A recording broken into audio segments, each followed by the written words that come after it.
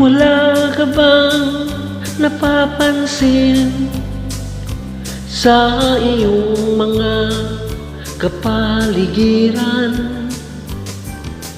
Kay dumi na ng hangin, pati na ang mga ilog natin. Hindi na masama ang pag-ulan at malayo-layo na rin ang ating narating. Ngunit masdan mo ang tubig sa dagat, dati kulay asul, ngayon naging itim. Ang mga duming ating ikinalat sa hangin, sa langit, huwag na nating paabutin. Upang kung tayo pumanaw man sa riwang hangin, sa langit natin matitikman. Mayroon lang akong inihiling, sa aking pagpanaw sana ay tago lang. Gitara ko ay aking dadalhin, upang sa ulap na lang tayo magkantahan.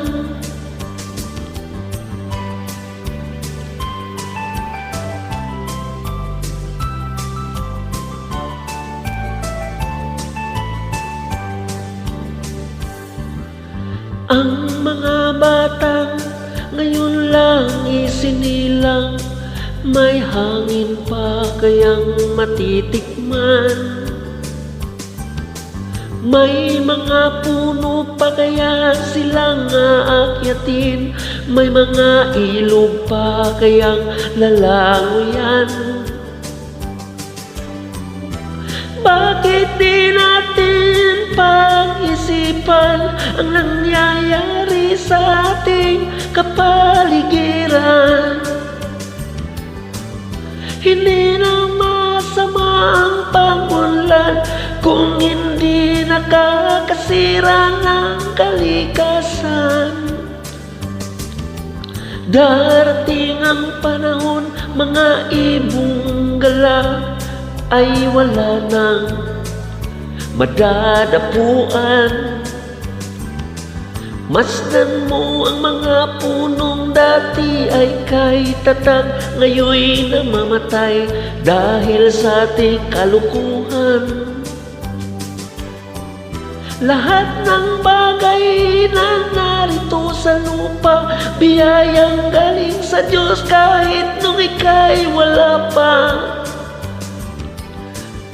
Ingatan natin at huwag nang sirain pa, pagkat pa kanyang binawi tayo'y mawawala na.